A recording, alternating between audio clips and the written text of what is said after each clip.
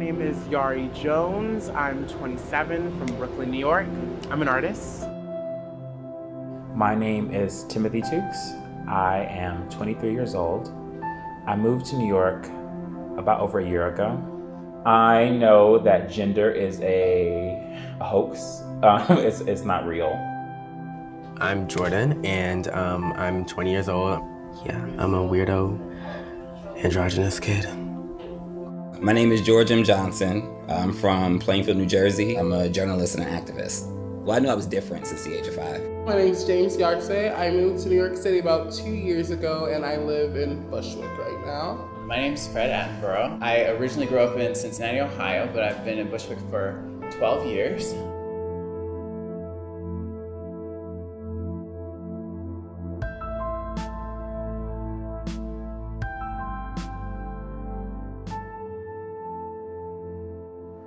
Safety looks like, for me, especially as a Black trans woman, being able to navigate the world without violence on the streets, without violence in the workplace, without violence in the home. I think that's super important. So, being able to be myself and express myself how I choose to be, and doing that freely without anybody putting past judgment or trying to put harm onto me. Safety to me is security, knowing that I have a place to be in my body. I know I live in an anti-Black world. I know that people would much rather see me choke and die than to see me happy and joyful and celebrating my body and living in it. For me, I feel like being safe or feeling safe kind of just requires like-minded people around me, or something like comfortable, I guess. Something that is familiar, or something that just doesn't trigger me, I guess. I mean, straight white men tend to trigger me. Straight Black men tend to trigger me, probably more than white men. I don't know what safety actually looks like when you're queer. I do think that sometimes you have to create your own safe spaces. I like to deter the myth that, Black community is more homophobic than any other communities. I think all communities deal with homophobia, and I think all communities have homophobia that occurs. And I think that our community is doing better with it. I just hope that we start to address some of the violence and the bullying and the taunting that's creating suicides and, trans women having a life expectancy of 35 years of age and things like that. So I guess the spaces that I feel the most comfortable in or the most safe in are the spaces that recognize the injustices going on in the queer community itself. I do have privilege in certain spaces that I navigate, but I do think the older I get, the less I care about that, and the less I care about dumbing down my identity or not feeling comfortable in the attire I want to wear or what I want to be for people who surround me. I would rather have the conversations with people. And sometimes I wear things because I know it'll force the conversation.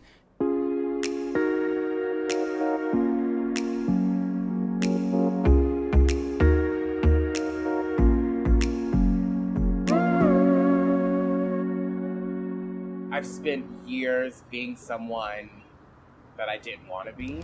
And, that was policed by family, policed by society, policed by education, I always kind of concealed myself so I could move forward. But now that all that's aside, it's in my music, it's in my modeling, it's in my everyday life, it's in my clothes.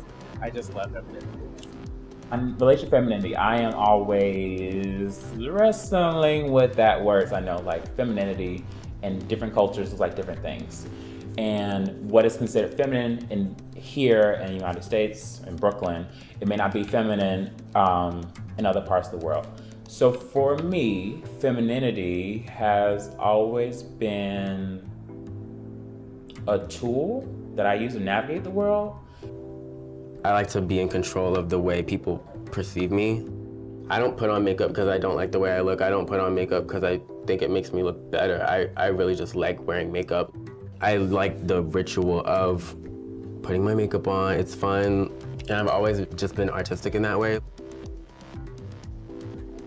I've always just kind of identified more with feminine things. And I don't even know. I don't know if I really know what feminine things are, because the more I kind of unpack what masculinity and femininity and gender is, I'm kind of like, well, what does any of that even mean? And it kind of just all seems kind of arbitrary and pointless, but I think I've always identified more with women.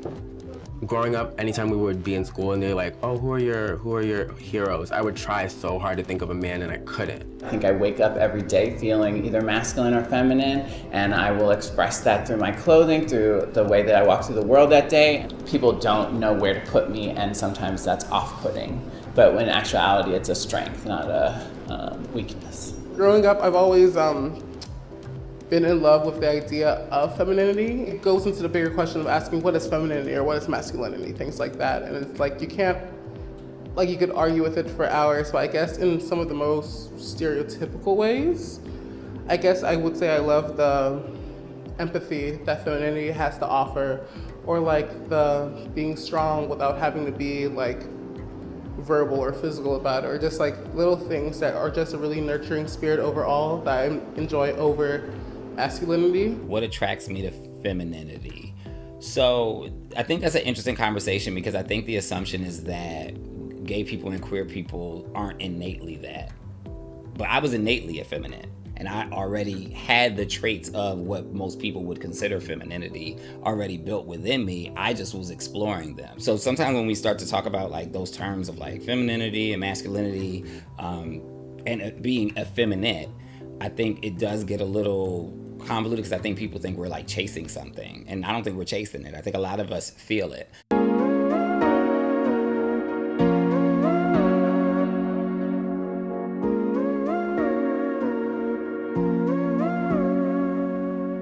Joy looks like authenticity.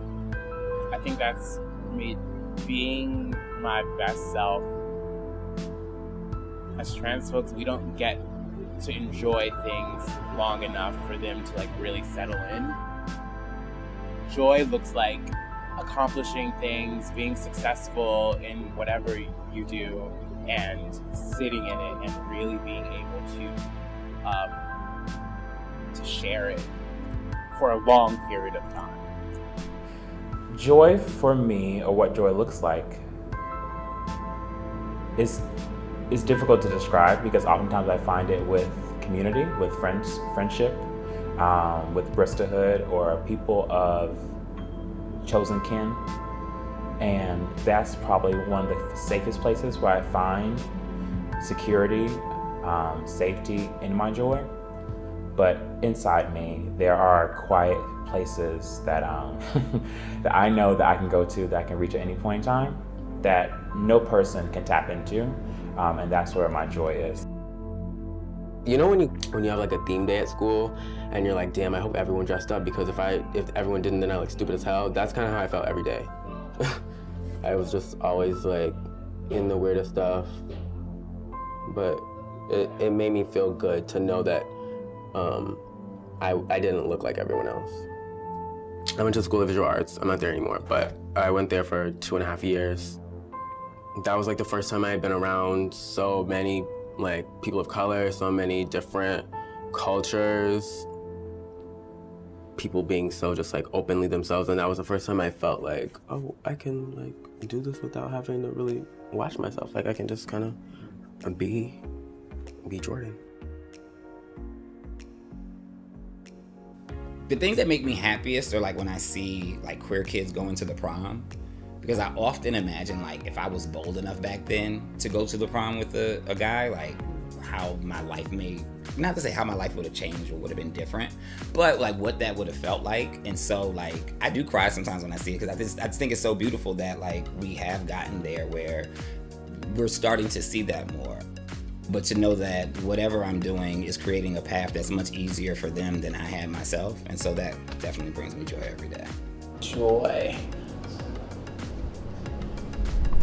I feel like joy for me is just being able to have fun with my friends. I like a lot of artistic shooting, more focusing on the the queer people in my community. I see it as kind of like art therapy, because a lot of the people that I'm photographing don't necessarily feel beautiful, but will come into this space and really take the time to make them understand that their ideas and like the way that they dress and the way that they feel about themselves actually is validated. I know that the work that I do is going to impact generations to come. And I look at myself and I know that like I am my own role model, I am my own roadmap. I don't know many Black trans people who are in business. I don't know many Black trans people who are working in business and media who are doing what they're doing at my age. No, don't. So like I know that I lead my own path. I know that like it's up to me. I literally just try to find as many queer people, trans people, people of color, fat people, and try to bring them together, and they feed me and I feed them. So. Oh, there's hope. There's glimmer of hope that like people can usurp like major odds and barriers to reach different heights, and that's what I hope to do one day. I often think about that whole hero thing, and so not to say that I think some of our work is to be someone's hero, but I do think that we're cognizant that as visible people, realistically, as visible queer out people for, I would say our generation is like a blueprint. We are going to be somebody's hero likely, because people will teach about us potentially, and our work is out there, and so people will know about us, and queer kids will know about us, and other people will know about us. So I think a lot of us kind of had heroes stolen as children, but I think now as adults we can kind of look at people, our peers, and look to people that we can aspire to be and are inspired by.